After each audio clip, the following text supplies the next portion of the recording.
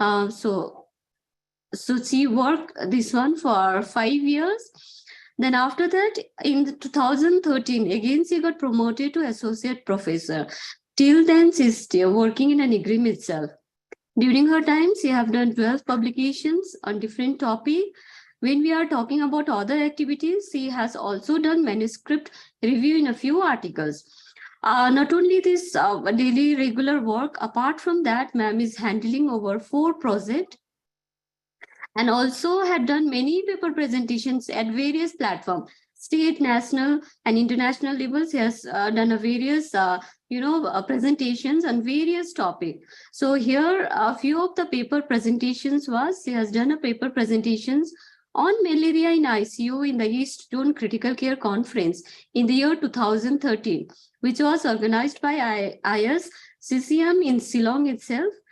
Next, she also did a paper presentation in anesthesia and stone surgery in a CME on an update on urothiasis, which was held in 2013. And this program was organized by Department of Urology in IGRIMS. She has also delivered a talk on use of morphine in anesthesia for the sensitization program on medical use of morphine, which was conducted by Director of Health Service, Meghalaya, in the year 2015. She is also working as a guest lecturer on ICU and operation theaters. When we are talking about award distinctions, she has completed ALS and BLS training. She is a member of various society, which I have listed here. Indian Society of Anesthesiologists, Critical Care Medicine, Study of Pain, Critical Care. And last but not the least, she is also assisted as an anesthetist for conduct of new hybrid procedure by Department of CTVS and Radiology for aortic dissections with aortic stent and carotid subclavicle stent graft. So we are very much lucky to have with us. So I would like to request ma'am for the presentations.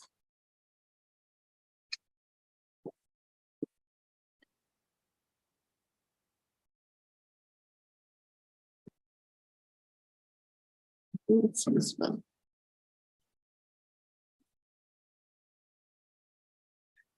Thank you very much, Nanuka, for the introduction. So we'll straight away jump into the topic. And today I'll be talking about lung protective ventilation. So your learning objectives for today is to use clinical criteria to define what is ARDS, that is acute respiratory distress syndrome.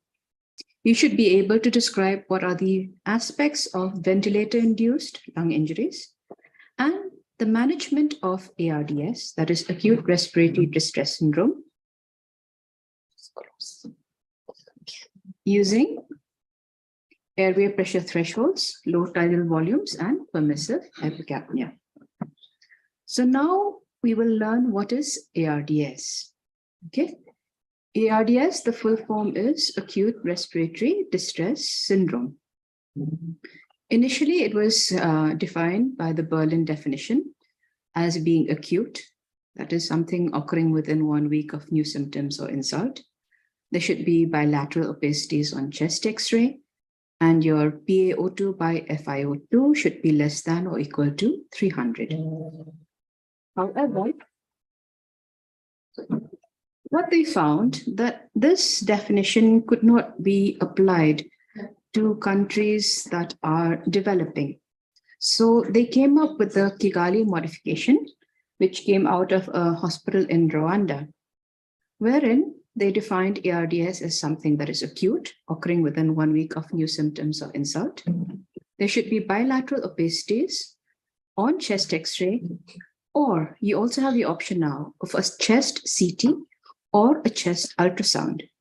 In developing countries now, you might not have a chest X-ray, but you might have an ultrasound because they have small portable ultrasounds available now. So you can use ultrasound also to detect bilateral opacities.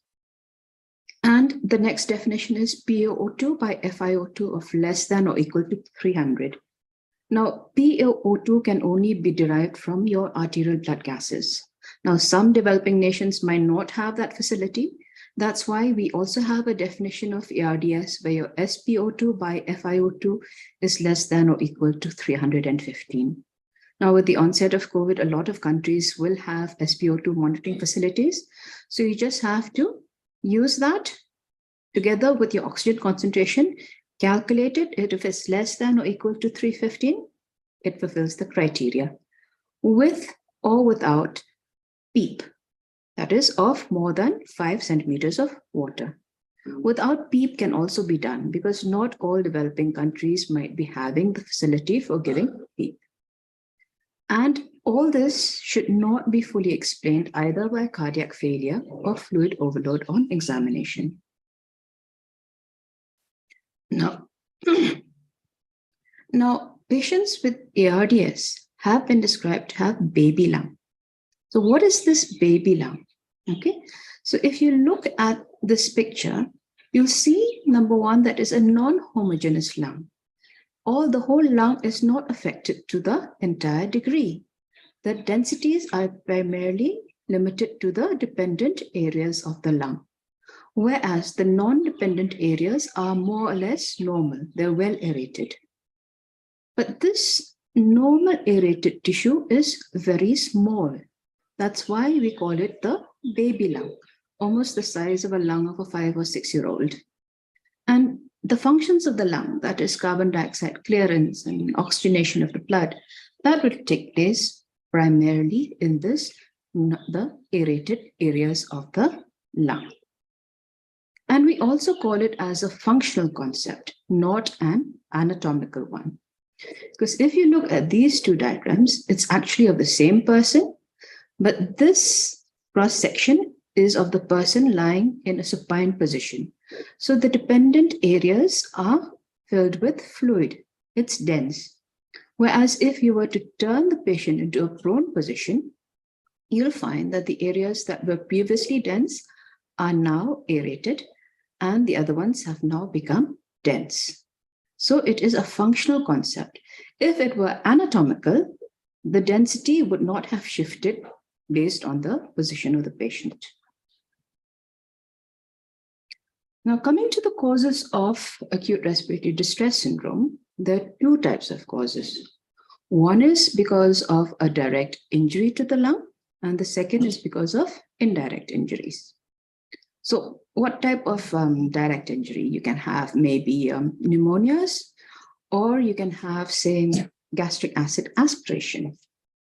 In those cases where the lung is directly injured, the alveolar epithelium gets exposed to the insult. And when this epithelium gets damaged, what happens to the alveoli?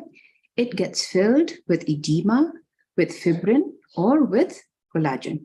So the area of the lung which is supposed to be filled with air is now filled with edematous fluid. In indirect injury, what do you mean by indirect injury? Say something like sepsis, or you have a trauma, not a chest trauma, but maybe abdominal traumas, or you can have pancreatitis, where the insult is somewhere else, but inflammatory mediators are being generated by those sites. They get carried over by the bloodstream to the pulmonary vascular endothelium, and they damage that pulmonary vascular endothelium. When the vascular endothelium, that means the endothelium of the blood vessels in the lungs, when they get damaged, this will lead to microvascular congestion and interstitial edema. So the main thing is that the lung is becoming more and more edematous. More and more fluid is being accumulated in the lung. So what happens when more and more fluid gets accumulated in the lung? In that case, you can compare the lung to a sponge. Okay, if you were to have a sponge here, a wet sponge, what happens is that all the fluid would start draining down to the bottom layer. So similarly, because of the edema in the lung becomes more and more heavy. There is increased lung weight. Okay, so this raises the hydrostatic pressure. So once the pressure and the weight becomes more, the dependent areas of the lung, they get squeezed out by the heavy lung on top. You see, they're becoming smaller and smaller. And the gases which are within these alveoli, they get squeezed out, right? So do you understand now? Because of the heavy lung due to the edema, the dependent areas, the gases in these areas get squeezed out. So this explains the redistribution of lung densities in the prone position. If you were to invert this picture, right? If you were to change it, the areas on top will now start, the fluid from the top will start dripping down to the bottom. And the areas on top will get well aerated. The ones in below will get squeezed. The air in those areas will all get squeezed out. Okay, so it also explains the mechanism of PEEP. I don't know if PEEP has been covered in previous classes, Nanuka? Yes, little bit. Okay, so PEEP actually stands for positive end expiratory pressure. That means the amount of positive pressure that you deliver to the lungs or to the alveoli at the end of expiration. So in order to keep these lungs open, you'll have to give some positive pressure to push it outwards. So in order to keep the open dependent lung regions, the amount of pressure that you're going to give here should be greater than the superimposed pressure. So depending, if the pressure is high, you'll have to go give more PEEP to open up these areas. If the pressure is not so much, you can lower the PEEP. That means you have to give a positive end expiratory pressure. That means at to overcome the superimposed pressure. Now, so we have talked about the disease process in cases of acute respiratory distress syndrome. Now we're going to talk about ventilator-induced lung injury, right? What happens? In non-homogeneous lung diseases, such as ARDS, non-compliant lung units are mingled with collapse. The compliant units are mingled with the non-compliant units. So as I said earlier, it is a non-homogeneous areas. These compliant units are mingled with the non-compliant fluid-filled units.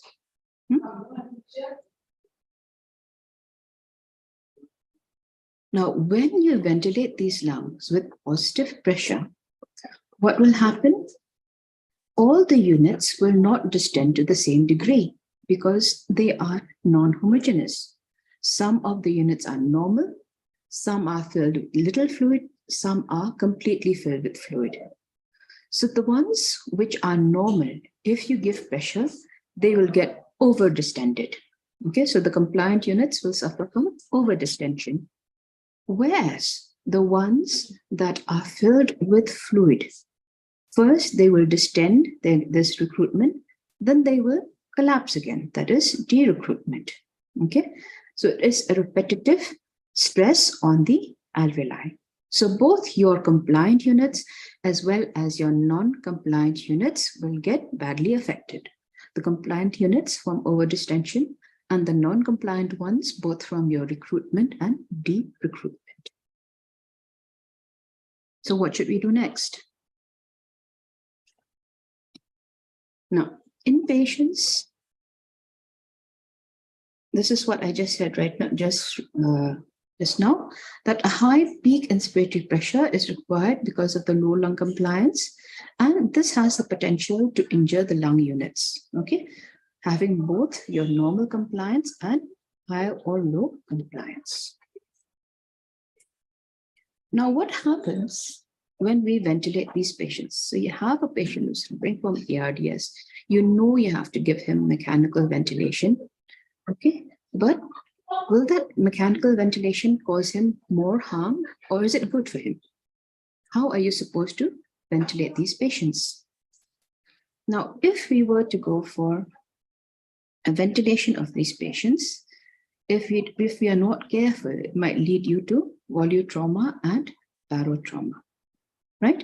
Because you have the normal functioning units and the non-compliant units.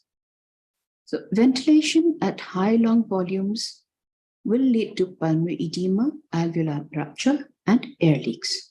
So whatever pressure or whatever gas you give, Okay, so the normal units that are on top will get over distended, right?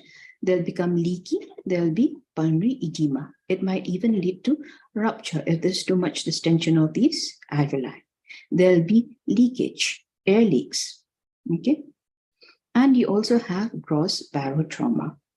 Now, volutrauma and barotrauma are both sides of the same coin. Basically, it leads to excessive volume and excessive pressure developing in the lung. And both will cause pulmonary edema, rupture of your alveoli, and air leaks. The barotrauma can also lead to a pneumothorax, a pneumomediastinum, as well as the formation of a subcutaneous emphysema. So, ventilation at high lung volumes is not recommended in ARDS. Now, how did we come to this conclusion? There was this study that was conducted by Dreyfus. Okay, so they took 3 sets of patients. In the first set of patients, basically they did the study in animals. So in the first set, you have animals were being ventilated with high airway pressure and high tidal volumes. In the second set, with low pressure and high tidal volumes.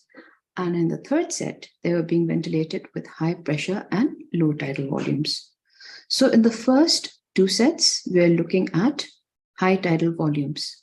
First with high airway pressure, then with low airway pressure, right? So what did they find? They found that the damage, if they look at the extravascular lung water, in this first diagram, looking at the extravascular lung water, and in the second diagram, they looked at the dry lung weight. When we're talking about dry lung weight, it means lungs in which the blood has been drained off. So if you look at this, if you look at the amount of extravascular water that was present in the lung, it was quite high in the first 2 cases, where your tidal volumes were high, irrespective of the amount of airway pressure that you've given. Whereas, even though in this third group, where you have a high pressure, but if you keep your tidal volumes low, the amount of water that accumulated in the lung was pretty low. Similarly, if you were to weigh the lung, they found that it weighed more in the first group, again with the high airway pressure, high tidal volume, and in the second group, even though the pressure is low, but you're still having high tidal volume. So we had heavy lungs. So more water, more extravascular lung water, and heavier lungs in the first 2 groups in those who were ventilated with high tidal volumes. So they concluded that it is the volume and not the airway pressure that was the most important factor in determining injury, that is volutrauma.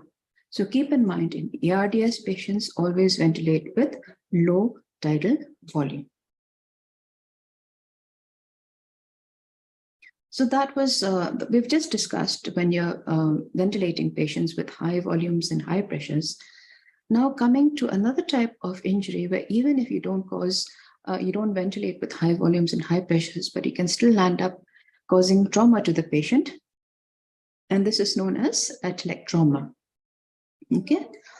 Now, how does this happen?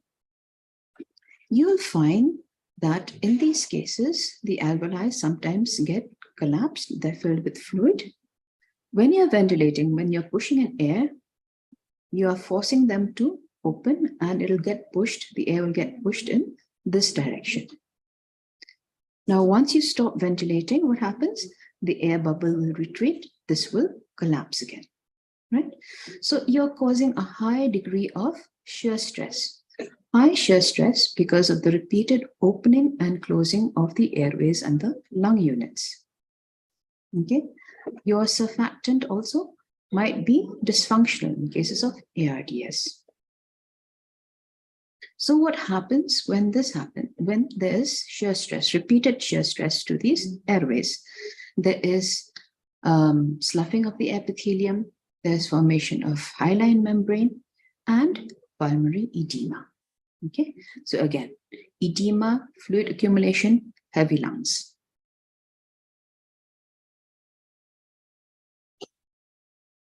So we have finished talking about volutrauma, barotrauma, and atelectrauma. So all of this can cause lung injuries. And these lung injuries that have been generated by the volutrauma or by the barotrauma or by the atelectrauma, they will trigger a response in the body, leading to activation of pro-inflammatory and pro-injurious cytokine cascade activation. Okay, so injury leading to further activation of cytokine cascade. And this is known as biotrauma. So it's injury leading to further injury. And when you start having biotrauma, the injury is now limited not only to the lung region, but even you get extrapulmonary organ involvement as well, right? So this can lead to multi-organ failure. This can lead to even death. So volutrauma, barotrauma, atelectrauma, this in turn will trigger something known as biotrauma, which can affect not only the lungs, but other organs as well, leading to multi-organ dysfunction, multi-organ failure, and even up to death. So this is just a pictorial representation of what we had discussed. You look at the lungs here. If you ventilate them, they're not being ventilated homogeneously. You can see some areas are still being collapsed. Some areas are distended. And over here, you'll have an over-distended lung, right? That is your volutrauma happening right here. So you can see this is a patient, a cross-section of an alveoli of a patient suffering from ARDS. You can see the sloughing of the bronchial epithelium. There's hyaline membrane formation. There's edematous fluid filling your alveolus. Okay, the leaky capillaries. There's increased alveolar capillary permeability. More and more fluid can enter, right? Your surfactant is dysfunctional. So all this is the result of your ARDS and trauma, volutrauma, barotrauma, and atelectrauma.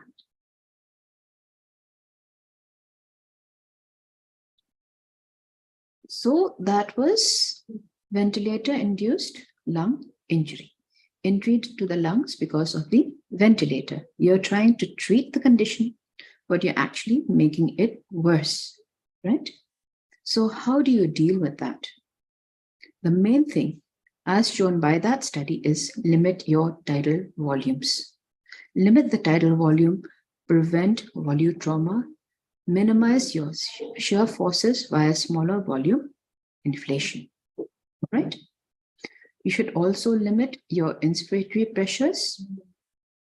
Give PEEP. We discussed about PEEP, that is positive end expiratory pressure, in order to keep your alveoli open so that there is no repetitive recruitment, de-recruitment. If you give PEEP, there's also increased lung homogeneity, right? There is increased size of your baby lung. That means more areas of the lung will take place in oxygenation and ventilation. You can also give a prone position to the patient. As I've shown you previously in that slide, by proning, what happens? There is more increase in lung homogeneity. Plus, the weight of the heart is also not compressing your lung because the patient is lying in prone position. So more areas of the lung will be able to take part in ventilation and oxygenation. Limit respiratory rate and limit spontaneous respiratory effort. In some patients, allowing them to continue with spontaneous ventilation might not work. You might need to sedate them and paralyze them. Why? Because sometimes they can take very high tidal volumes, right? So they can cause volutrauma. And if that is the case, then, you know, the cascade of biotrauma and involvement of other organ systems might take place. So there was this study where the network is there called ARDSNet, which is a lung protective strategy in order to prevent the lungs from pressure or volume-induced injuries during mechanical ventilation. So this teaches us how we should ventilate patients of ARDS who are on mechanical ventilators without causing them harm. And they recommend that keep your plateau pressures low, keep your tidal volumes low, use a combination of FiO2 and PEEP to maintain a saturation of 88%. Okay, we'll go more in depth into this as we go along.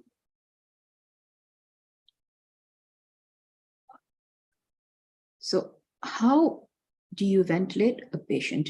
Okay, you know that the patient needs mechanical ventilation. You've intubated the patient. So what next?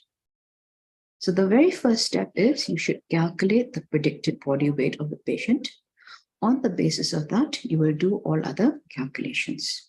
So calculate the predicted body weight, select any ventilatory mode, but remember that your targets are plateau pressures should be less than 30 centimeters of water, and oxygenation goal is SpO2 of greater than 88%, so 88 to 95%, or a PaO2 if you're lucky enough to have arterial blood gases, then PaO2 of 55 to 80.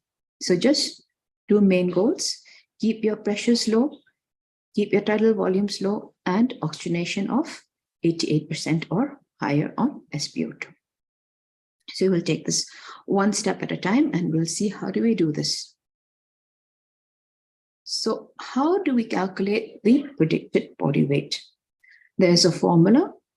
In males, it is 50 plus 2.3 times the height in inches minus 60. So 50 plus 2.3 times the height in inches minus 60. In females, it is the same, but instead of 50, you just make it 45.5, right? So from there, you would have calculated the body weight. The only thing you need is the patient's height in order to calculate this.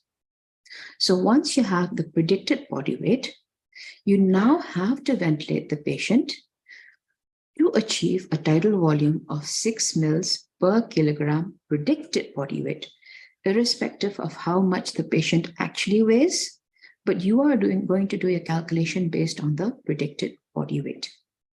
Okay, so although ARDSNet has suggested that we can select any ventilatory mode, I generally prefer getting a ventilatory mode where I can actually set the tidal volume, right? That is the volume control mode or assist control mode, where I can target 6 ml per kg. What they've recommended is start with 8 ml per kilogram body weight and then gradually come down to 6, and if required, come down to 4. But sometimes I normally start at 6 and take it from there. If you reduce your tidal volume, sometimes you might not meet your minute ventilation requirement, right? So if you're not meeting your minute ventilation requirement, what you should do next is set the respiratory rate slightly higher. So it is a balance between respiratory rate and tidal volume to maintain your minute ventilation.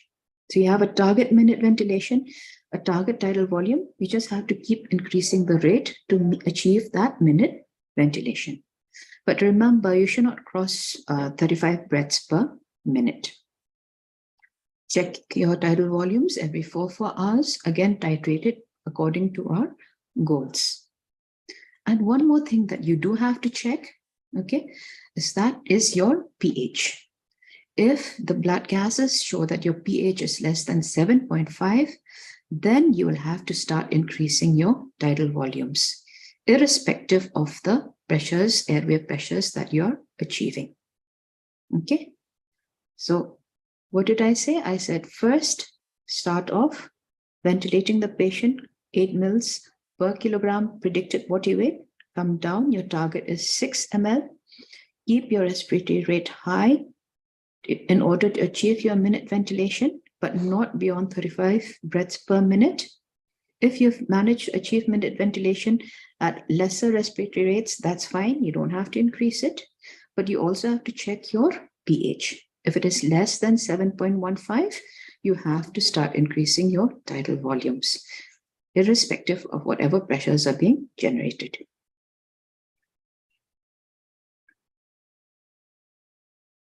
So if you remember, I had said we had two goals. One is your oxygenation goals and the other one is your pressure goals. So we said we have to maintain our saturation around about 88% or above. So how do we do that? We use a combination of FiO2 and PEEP. Okay. If you look at this FiO2 here, that is 0.3. That means you're giving the patient 30% oxygen. You are targeting an SpO2 of about 88 to 95% or PO2 of 55 to 80. You give first initial PEEP of 5. See if you're meeting these targets or not. The next step, increase your oxygen amount to 40%. You're ventilating the patient with 40% oxygen. Keep your PEEP at 5. See, are you meeting SpO2 goals? Yes or no? If no, increase PEEP further. Check. Yes or no? If no, increase PEEP further. You can go as step by step from 5 to 8. If this doesn't work, then you can further increase your FiO2. You now start ventilating the patient with 50% oxygen. And again, you can increase the PEEP in a similar manner. So in this particular formula that I've shown you, they've used a slightly higher FiO2 and lower PEEP. But another formula is still available from ARDSNet that I've not shown here, where you can use slightly more higher PEEP.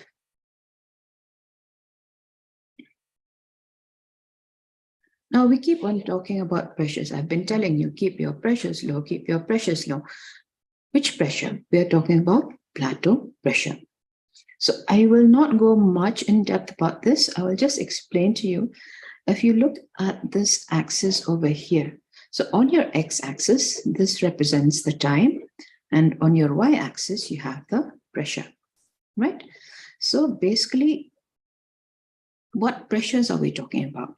So if you take this as the start of inspiration, right? When your ventilator gives positive pressure to your lungs, it's pushing in gases to your lungs. So what happens? It has to overcome the resistance forces of the lung. So pressure is generated. So it'll keep on increasing. Throughout the inspiratory period, it'll keep on increasing. When there's no more further airflow into the lung, it stops here. And this is known as peak inspiratory pressure. Once airflow stops, but you have not shifted into expiration, the pressure will drop slightly. And it is this pressure which is known as your P-plat or plateau pressure. And it is this pressure that we are targeting to keep it less than 30 centimeters of water. So whenever we are talking about keep pressures low, we are talking about keeping the plateau pressure low. Okay. So our goal of plateau pressure is less than 30 centimeters of water. So what should we do? This plateau pressure, which you can check on the ventilator, you should check every 4 hourly and after every change in your PEEP or in your tidal volumes. Remember, I said you have to keep on changing your PEEP to meet your oxygenation goals, changing your tidal volumes, okay, to meet your minute ventilation. So keep on checking it after every 4 hours. Now, just checking won't do. Suppose it is higher. You're not meeting your goal of 30 centimeters and you need your actual P-plat is about more than 30 centimeters. So what should you do? If your plateau pressures are greater than 30 centimeters, start decreasing your tidal volumes. Come down on your tidal volumes.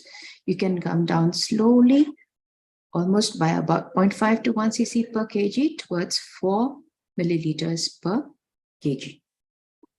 You can also consider sedating the patient or paralyzing the patient. The main thing is achieve this goal of less than 30. So if it's more than 30, reduce your tidal volumes, consider sedation and paralyzing the patient. Right? Now, what if you do meet the goal of less than 30? Less than 30, very good, right? But suppose the patient is having patient-ventilator dysynchrony. Your patient is fighting the ventilator. He's not tolerating the ventilator. And this cannot be addressed pharmacologically as well. Okay, you've tried sedation, you've tried paralysis, but still, it's not working. So what should you do?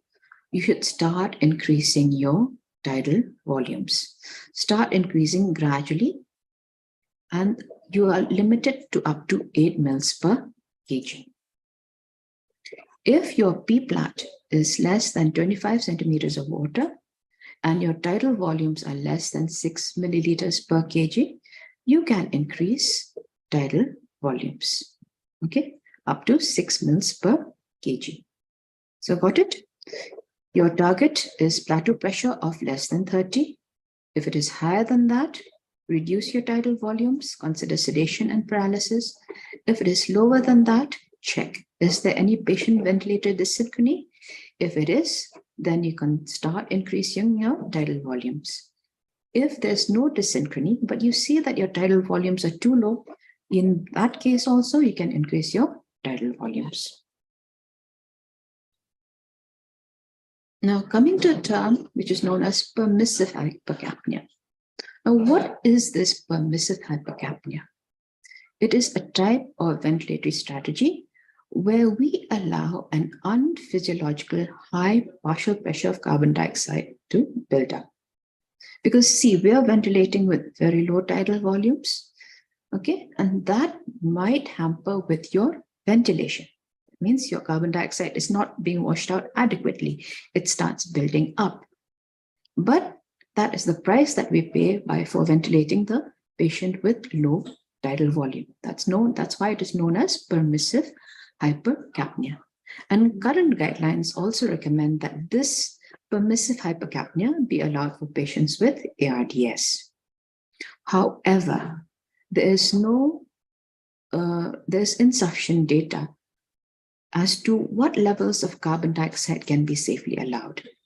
Okay, there's no data to say if this strategy will translate to a survival benefit. So I cannot tell you how low you should allow PaCO2 to drop because there's no clinical data available.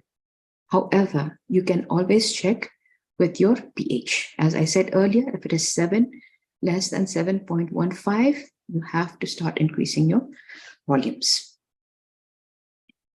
So this is just a representation of what all we discussed. That is how to set the ventilator, calculate the predicted body weight, is slightly different for females and males, set the mode, and thereafter you go for your tidal volume adjustments. Your goals are plateau pressures of less than 30 centimeters. Keep your oxygenation goal should be SpO2 of 88 to 95. Use your FiO2 and PEEP to achieve your oxygenation goal. And what we just discussed, how to adjust, how to meet your plateau pressure goals. So in summary, protective lung ventilation should be used for the mechanically ventilated patients with ARDS and even those who are at risk for developing ARDS. And you can also use this as a default ventilatory strategy in all mechanically ventilated patients. So you set your tidal volumes at 6 mL per kg of predicted body weight and target plateau pressures of less than 30 centimeters of water. So remember, low volume, low pressures can save your patient from ventilatory-induced lung injury. Thank you. Okay. Any discussion they want? Yeah, we'll do the discussion. I've seen few queries in chat box. No?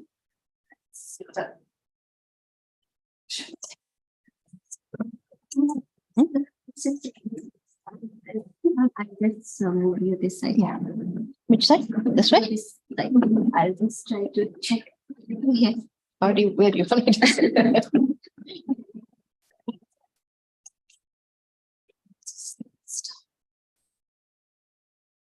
Yeah, that's just thank you so much, ma'am, for such an insightful session. But it's mainly a lot of theory part. I hope I wasn't too boring for them. No, ma'am. So We'll take up the now we have come to the end of the session. So we will do the discussion here. I've seen a few queries here. I'll just try to see. I've seen very okay. Thank you so much. So many thank you. I'm not able to see now queries. I saw a few questions here. By the time you can unmute yourself, you just raise your hand and we'll give you access to unmute yourself. You can unmute yourself and you can ask. Okay, one question is asked here. What will happen if patient's tidal volume is not generated? I actually don't understand what you mean by not generated. You mean tidal volumes are too low, or you can ask me? Yes, Irison, can you unmute yourself and you can little bit clarify your questions? Or you can elaborate little bit? Yes, I have seen so many. Okay, I have seen Sister Archana hand also raised. Do you want to ask? You can unmute yourself. Sister Rida Hun, you can also unmute yourself. I think these questions will give little or this thing. Another question is asked by Fadung, like, Ma'am, Can you please again about P flat? Okay. Plateau pressures and peak pressures. There are two things that happens to the lung once you ventilate. Okay. So once you ventilate a patient, you are going to generate positive pressures inside the lung. So what happens is during expiration, you're going to have push-in air. So there's airflow into the lung. As long as you're pushing air into the lung, it will meet with some resistance from your airway and from your alveoli. So that pressure will be generated. The pressure, the maximum pressure that you get, that is known as peak inspiratory pressure. Okay, as long as the airflow is still going on, the pressure that is being generated is known as peak inspiratory pressure. Once there is no further inflow of air into the lung, but the respiration has not cycled back to expiration, there will be a slight drop in the pressure and then it stabilizes. Now that pressure, that stable pressure, is known as plateau pressure. Okay, you will have to perform a maneuver known as inspiratory hold on the ventilator or pause to be able to check that pressure. But in most of the ventilators nowadays, they're pretty sophisticated. They will give you your plateau pressure readings, okay, on the monitor itself. So it is this plateau pressure that we are targeting. They have done, the ARDSNet have done studies on several patients suffering from ARDS, and they found that if we target this pressure and try to keep it below 30, the patient's prognosis is better.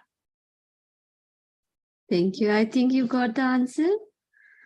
Another question is asked by Sister Grace, like how to identify a lung injury. What is the characteristics for lung injury?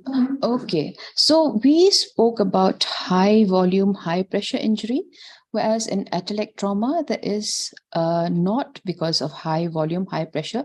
It is because of the repeated opening and closing of the alveoli, right? So it's causing shear stress to that alveoli. The net result is the same. You're going to land up with damaged alveoli. You're going to get edema, right? And those cells will get sloughed off. That is known as atelectasis trauma. It's the mechanism which is different from your volu trauma and atelectasis trauma. It's because of repeated opening and closing of those closed alveoli. Okay. I think, Tracy, you got the answers. I think this answers what is plateau pressure we have already answered. Yeah. So I'm going to. I think this one is. I'm not very sure what she meant to say. Which one, ma'am? This one, no? Irison, can you please unmute yourself and you can ask? We are not able to get what you wanted to ask with us. Can you please unmute yourself and ask? Yeah. We are not able to hear you.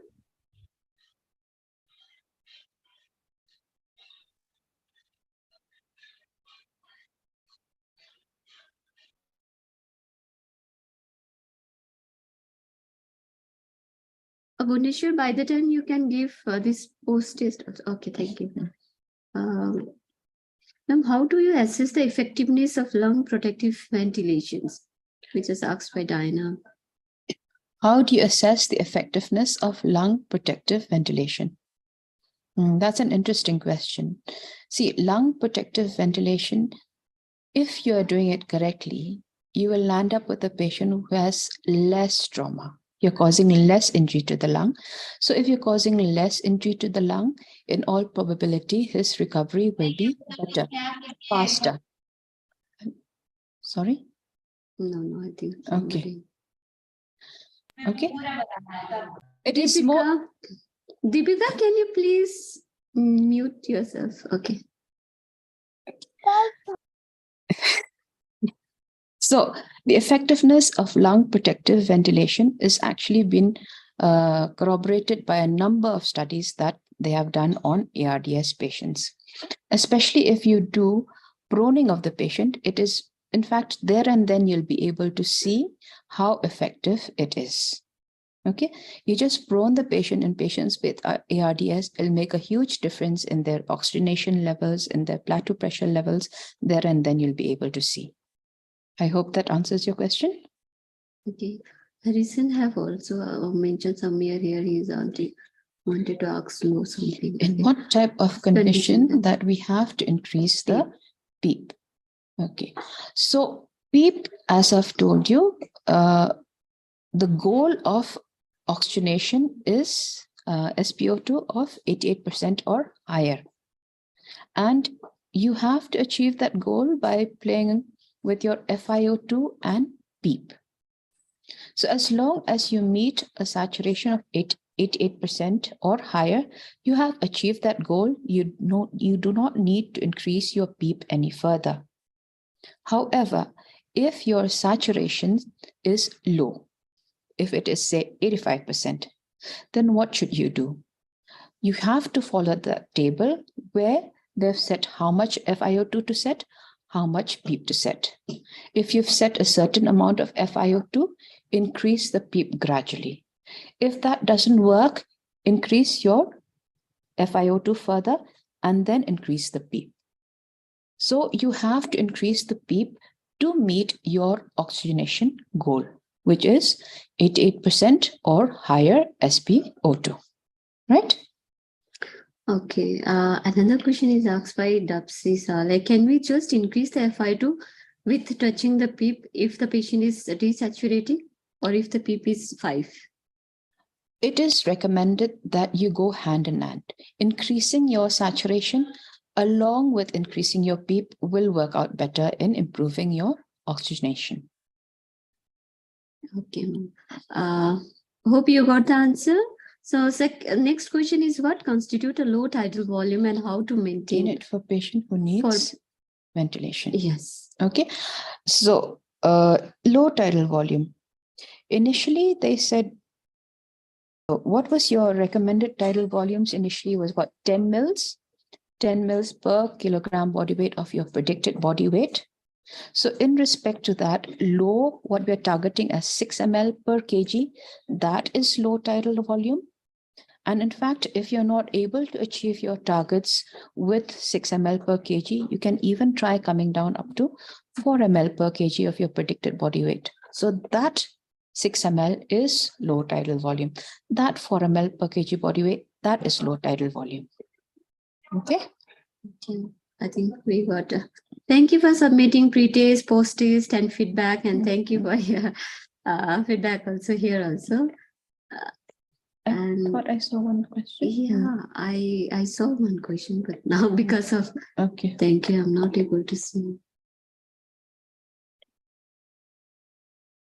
Anyone, if wants to share any experience related to this topic, you are welcome. If you have faced any kind of problem, or if you have any kind of experience which you want us to know. Okay. One question is asked. Yes, I was expecting this question. So no, the ARDS protocol has been specifically generated for adults. For children, it's a totally different thing altogether, different topic, which I cannot cover today. No, pediatric training, as I'm telling you repeatedly, we are going to conduct a pediatric training also. In that we can, I hope we will cover it up. So this is one. Anyone wants to ask directly also, you can unmute yourself and you can ask directly. Yes, there is a network problem, so you might be disconnecting, but try to join again, okay? This one we have already answered. Like this one also we have answered already. Which type of condition? What was that? This one. Which one? No, in which type of condition? Where did it go? Yes, this one I think. Oh, I've already answered we this have also. answered already. This one also, we did that. Anyone wants to ask directly, you can unmute yourself. I have seen that this Arvind has mentioning low. You have mentioned down below, but I'm not able to get now. What? That half questions was there on top. So he have mentioned somewhere low. Not able to get This one, if she can retype her question or reframe her question, I'm not sure. Yes. Post Post-test we have given already. Anyone wants to ask? I have seen Pamela hand raised. Pamela, you want to ask anything? So you can unmute yourself. 16712799. Say, can you mute yourself?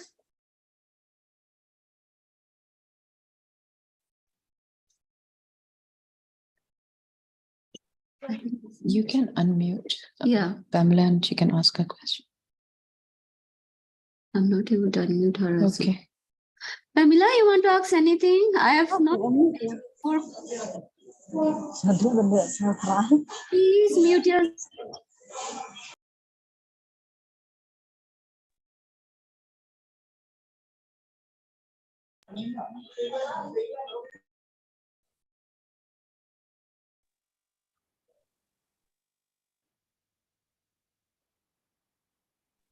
You are on mute.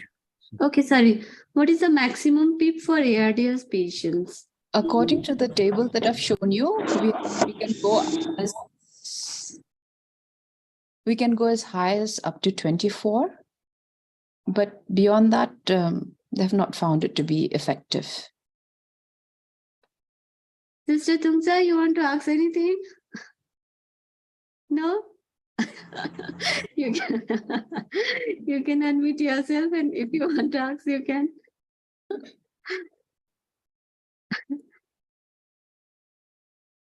Thank you for submitting your pre-test post-test.